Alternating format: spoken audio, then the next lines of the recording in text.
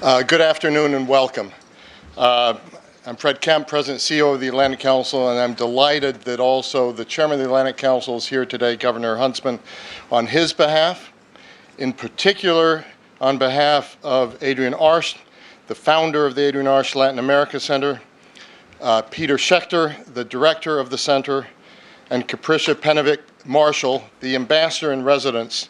I'm delighted to welcome you all to this day's very special engagement, an address by Ambassador Susan E. Rice on the administration's approach to the Western Hemisphere.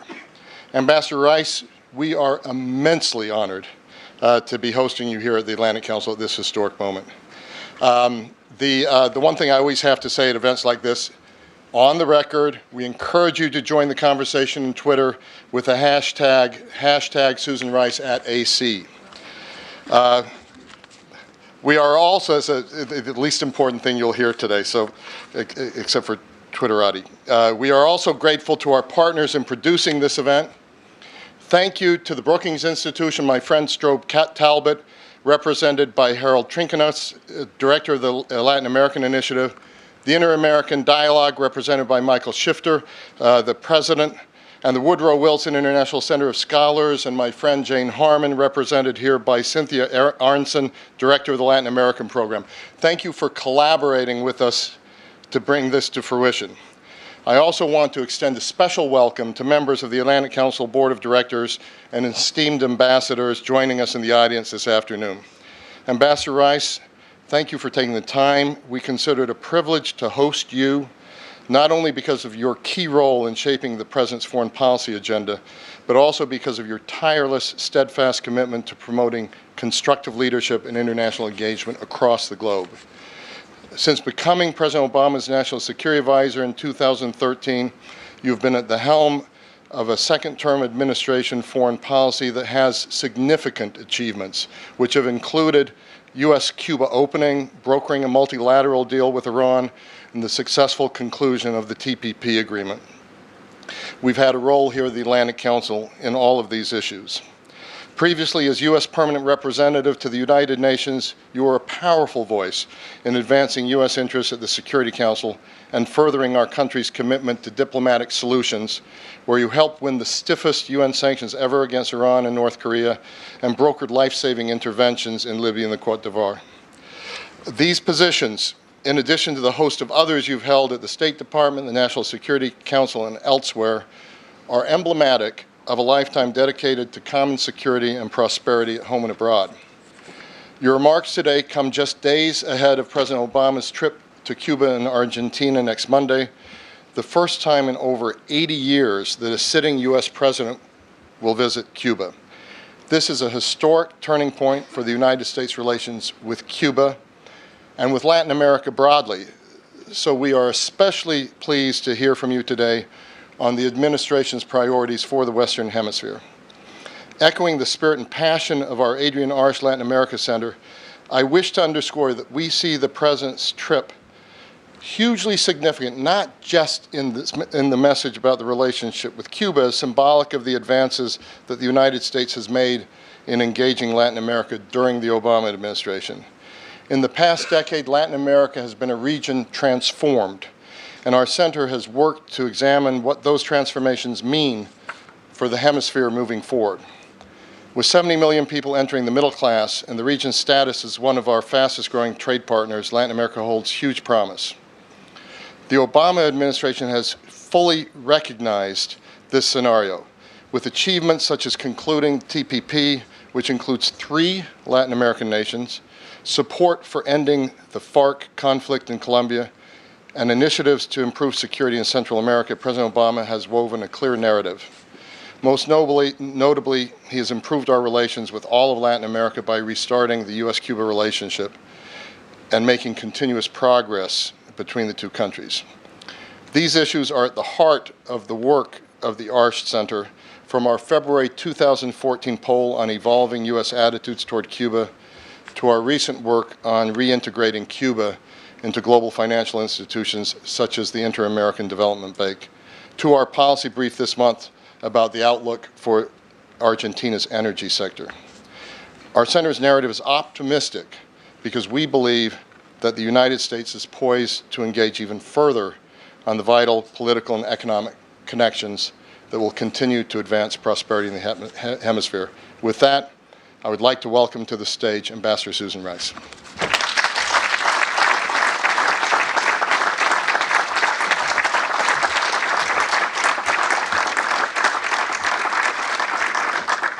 Good evening, everyone. Thank you, Fred, for that very generous introduction. I want to thank Peter as well for the great work you're doing here. Adrian, for your generosity in making this all possible. And Governor Huntsman, it's always a great honor to be with you. I want to thank the organizations that Fred just named that helped to put this event together, and to every one of you who are joining us here tonight. I want to particularly salute our colleagues from the Diplomatic Corps who embody the close and growing ties between our countries. I'm glad to be back at the Atlantic Council and especially at the Adrienne Arsht Latin America Center. What better way to celebrate St. Patrick's Day than to give a speech on the Americas?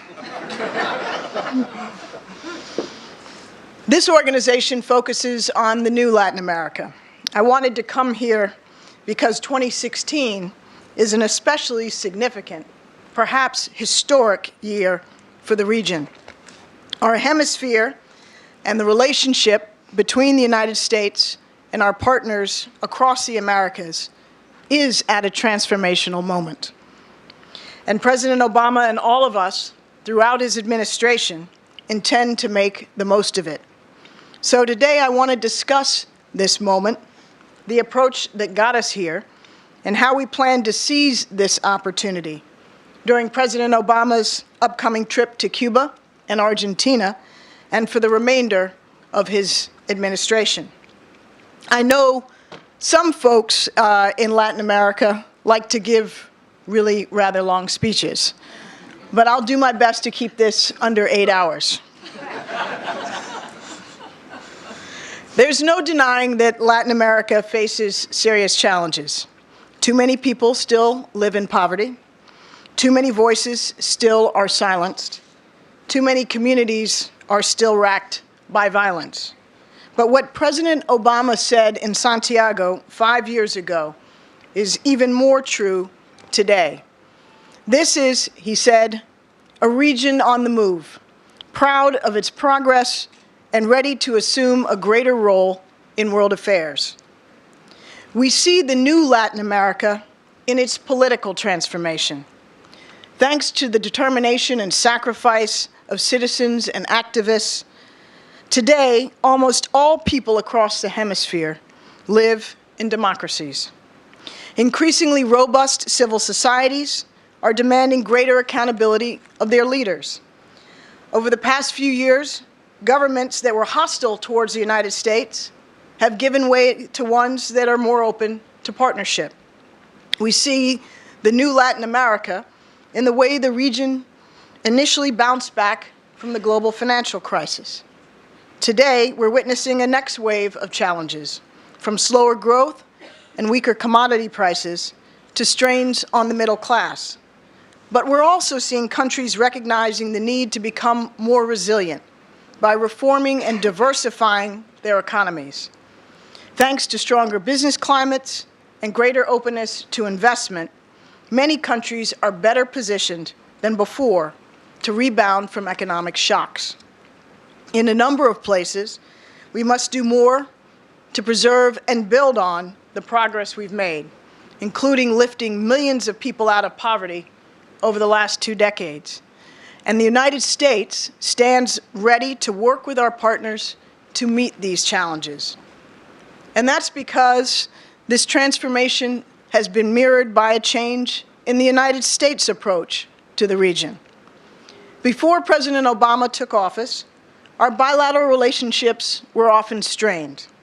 The United States' standing in Latin America had suffered. Suspicion of our motives was high, and anti-American voices were ascendant and loud. If you'd asked some of our neighbors about the Yankees, you'd have gotten roughly the same answer you'd get from a Red Sox fan. Today, the American flag flies over our reopened embassy in Cuba. More Americans are visiting Cuba than at any time in the last 50 years. More American companies are looking to invest and do business in Cuba. As we normalize relations, we've just announced regulatory reforms that will make it easier for Americans to travel to Cuba and engage with the Cuban people. Yesterday marked the first direct mail delivery flight between our countries in 53 years. Today, Colombia is experiencing historic change, as President Obama noted during President Santos's visit last month. Thanks to the courage and determination of the Colombian people, and with bipartisan support here for Plan Colombia, Colombia today is more stable, secure, and prosperous than it has been for decades. As we speak, Colombia and the FARC, with the support of our Special Envoy, Bernie Aronson, are working to end half a century of civil war. Here in North America, Mexico has shown how a country can grow when its companies successfully integrate into the regional and global economy. The Mexican government is implementing key energy reforms and is an important partner in combating climate change. As evidenced by last week's official visit by Prime Minister Trudeau, the United States and Canada are more closely aligned than we have been in years. Again, we're addressing the challenge of climate change, where our countries are now fully united. And being married to a Canadian, I can report that the relationship between our countries is truly an enduring partnership of equals, even if certain busy Americans don't always do their fair share of the housework. So, ladies and gentlemen, this is a seminal moment. How did we get here? Well, this remarkable transformation is first and foremost a tribute to the hard work and sacrifice of millions of people across the hemisphere. Nations made difficult decisions to reform, especially economically. Some shouldered and still shoulder the burden of securing their communities against cartels and insurgents. But as our Argentine friends know, it takes two to tango. During the 2008 campaign, then Senator Obama promised a new approach, guided by what he called the simple principle that what's good for the people of the Americas is good for the United States. And we've worked hard to deliver on that vision. Starting with the 2009 Summit of the Americas, President Obama called for a new era of cooperation and equal partnership based on mutual interests, mutual respect, and shared values. And on issue after issue, we've worked constructively to build a new consensus within the region, not one devised in Washington, but in dialogues across the hemisphere. We've resisted falling into the traps of history and ideology that had often stymied progress. President Obama was very clear from the outset that he won't be bound by battles waged, in many cases, before he was even born. So at that first Summit of the Americas, when certain leaders tried to revive the insult contests that too often characterized our relationships, we just refused to take the bait. We recognized the old debates between state-run companies and unchecked free markets, between the abuses of left-wing insurgents and right-wing paramilitaries for what they were and are, false dichotomies that don't reflect the reality of today. This may seem simple, but it was actually quite novel. After that first summit in Trinidad and Tobago, the New York Times reported, and I'm quoting, "Leaders left here almost shell-shocked by the lack of tension at this year's gathering." Today, the United States is more deeply engaged in Latin America than we've been in decades. In fact, the relationships between the United States and countries across the hemisphere are arguably as good as they've ever been. And given our ties of trade, culture, and family, our neighbors have never been more important to the prosperity and security of the United States.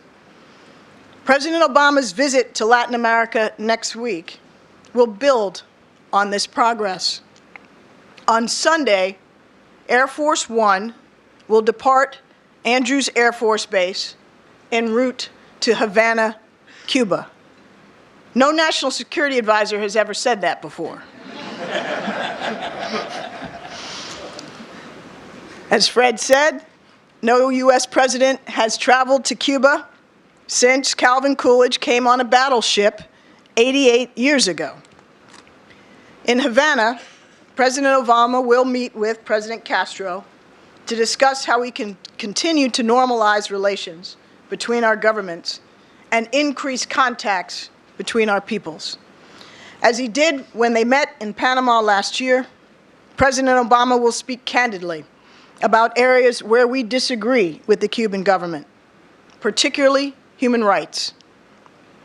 As President Obama has repeatedly said, we know that change will not come to Cuba overnight.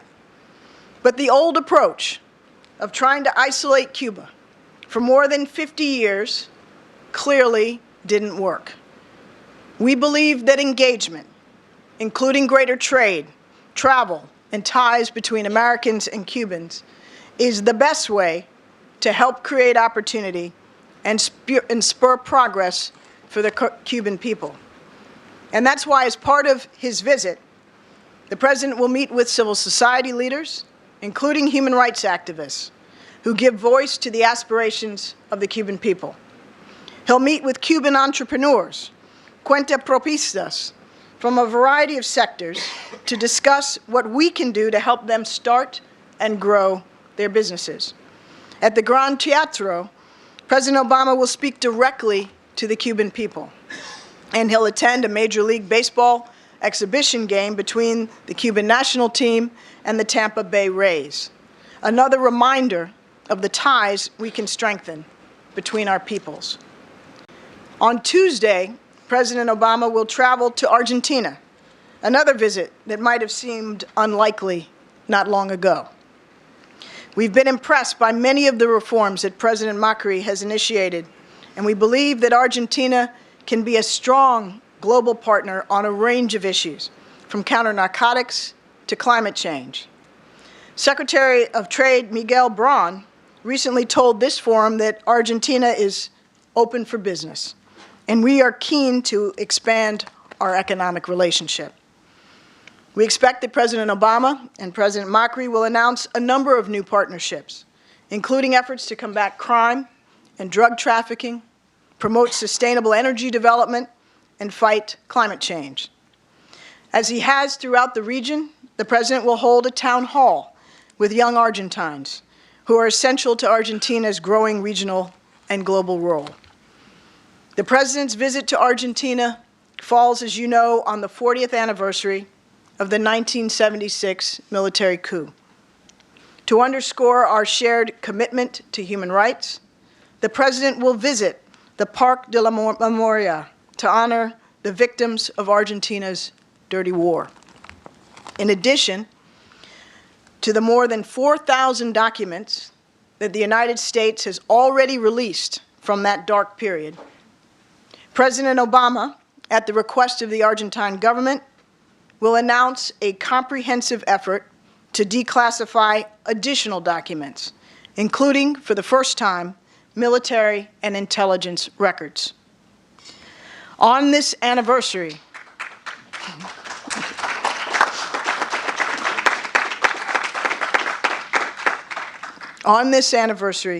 and beyond, we're determined to do our part as Argentina continues to heal and move forward as one nation.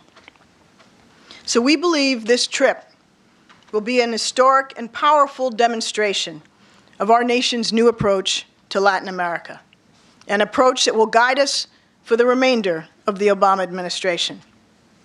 So allow me now to concentrate on 3 areas where we believe that the United States and our partners across the hemisphere can make further progress. First, we continue working to expand prosperity and opportunity for all our people, and we have a strong foundation to build on.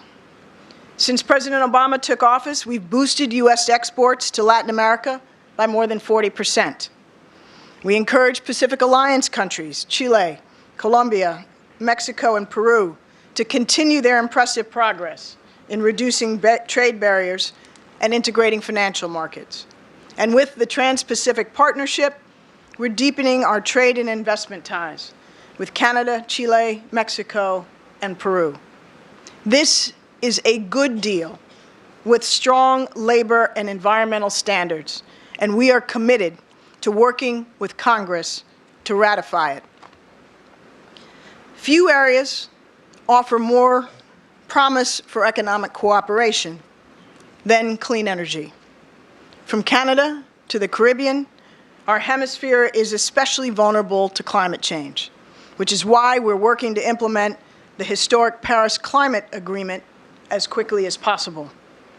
We also have unique strengths when it comes to clean energy, which we're harnessing through our Energy and Climate Partnership of the Americas. Brazil has been a leader in biofuels. Chile is developing geothermal sources. Haiti, after the devastating 2010 earthquake, built the largest solar-powered hospital in the world. In May, Vice President Biden will host our Central American and Caribbean partners to discuss how we can do even more together to power our communities and protect our planet.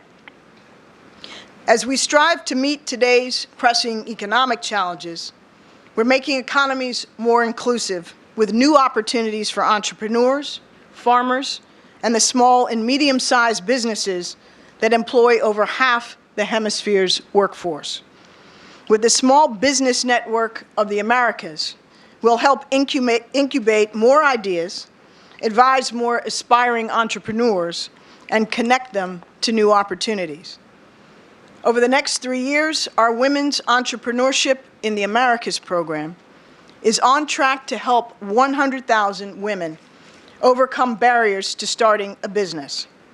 And through the President's Feed the Future initiative, we're supporting more than 113,000 Latin American and Caribbean farmers to emerge from poverty. We're also going to continue to keep investing in giving young people the skills and the training to succeed in the global economy.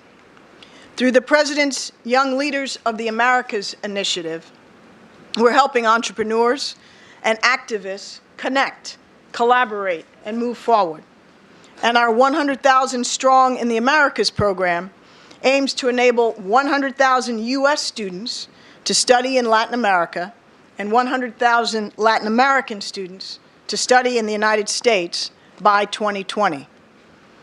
Over the past 5 years, we've seen more than a 10% increase in students participating in these vital cross-cultural exchanges, and we'll announce an expansion of that program next week. Second, we can't have economic growth without security. In too many places, gangs and narco-traffickers still brutally target civilians, law enforcement, and journalists. The front lines of this fight are in Central America, in the Northern Triangle of El Salvador, Guatemala, and Honduras, whose leaders Vice President Biden recently hosted to deepen our cooperation. Along with our partners, we're confronting this challenge by providing law enforcement with the equipment, training, and technology they need to protect communities while also respecting human rights. We're improving coordination between countries, cracking down on the flow of guns across our southern border, and squeezing cartel finances. Here at home, we're working to reduce demand for drugs and reaching out to at-risk youth before they turn to narcotics and crime. We saw the human toll of Central America's violence in the summer of 2014 when more than 68,000 unaccompanied, fearful children arrived at our southern border. To address this ongoing humanitarian crisis, we're taking steps to deter future unauthorized migration and to mitigate the poverty that drives the underlying security concerns. Working with Congress, we've tripled our aid to Central America, investing $750 million to help develop regional economies. At the same time, Central American governments have committed their own resources to reduce corruption, improve governance, lower crime and violence, and create jobs. That's the kind of mutual effort this crisis demands. Meanwhile, Colombia is on the brink of peace. Under the framework that President Obama and President Santos announced, Paz Colombia, the United States will provide more than $450 million to help reinforce security gains, advance justice for victims, and extend opportunity and the rule of law into areas denied them for decades. We're grateful to the Cuban government for hosting the peace talks, and we remain hopeful that an end to this conflict will mark the beginning of a new chapter of progress for Colombia and the region. More broadly, we're stepping up our cooperation with regional partners to confront other shared security threats, including disease, such as the Zika virus. Along with Brazil and Colombia, we're researching how to mitigate the virus's effects. The United States and Canada will deploy public health experts to countries facing outbreaks of Zika or similar diseases. This work will also help to enhance public health and scientific capabilities in the Americas and strengthen our ability to combat other mosquito-borne diseases like dengue and chikungunya. And through our global health security agenda, we'll support partners across the region to better prevent, detect, and respond to infectious disease threats before they become epidemics. Finally, the United States will continue to stand strongly for democracy and human rights in the Hemisphere. This is, and always will be, central to our foreign policy, not only in the Americas, of course, but around the world. That means free and fair elections, a free press, robust civil society, and an independent judiciary. It means government that's transparent and accountable to the people. It means respecting the universal human rights and dignity of every man, woman, and child, including the descendants of indigenous people and immigrants alike, no matter what they look like, no matter what their gender, no matter whom they love. Our unwavering commitment to democracy and human rights will be plain when the President visits Cuba. Last week, I met with representatives from civil society and human rights organizations, journalists, clergy, and young people. Some of them shared stories of living in Cuba. Others spoke of the aspirations of their family and friends who remain there. It was powerful and at times emotional. I assured them that human rights will indeed be a key part of our agenda in Cuba, and that this administration, not the Cuban government, will determine which civil society leaders the President meets with. The message President Obama will deliver, privately and publicly, is simple.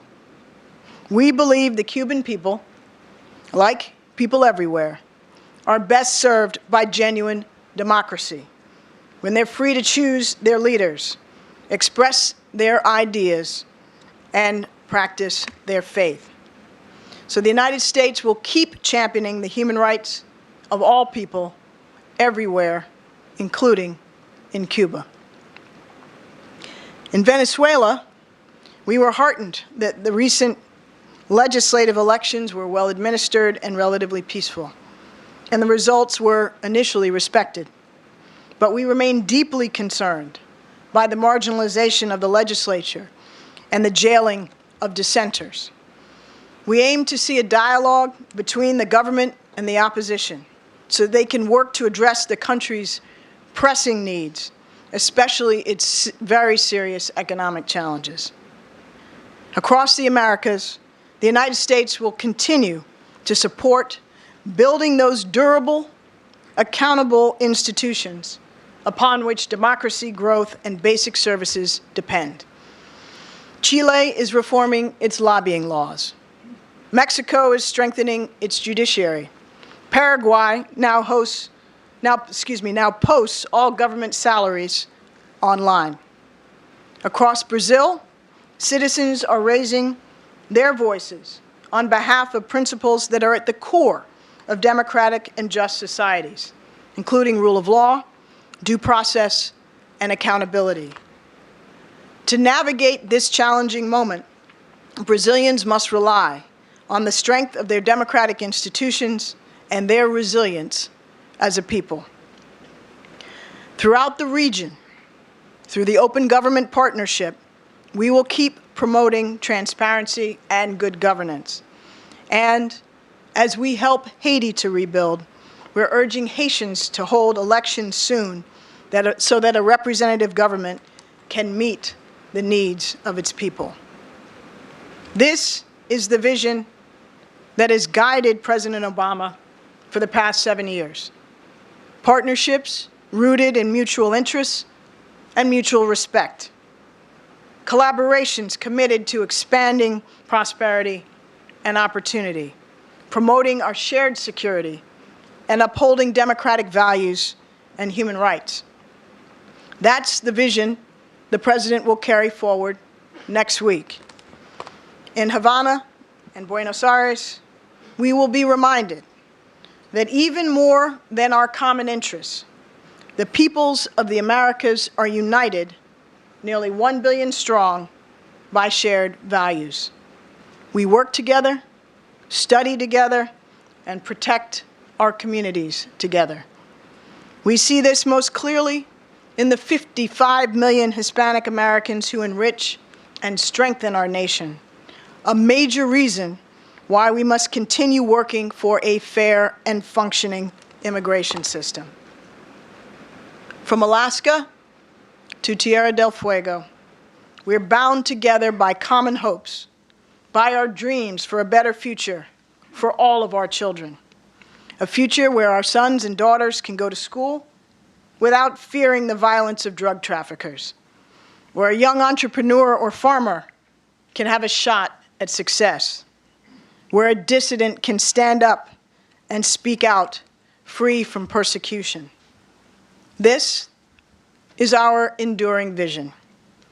This is our solemn commitment. And as we seize this moment of promise for the Americas, this is the future we aim to forge together. Thank you all very much.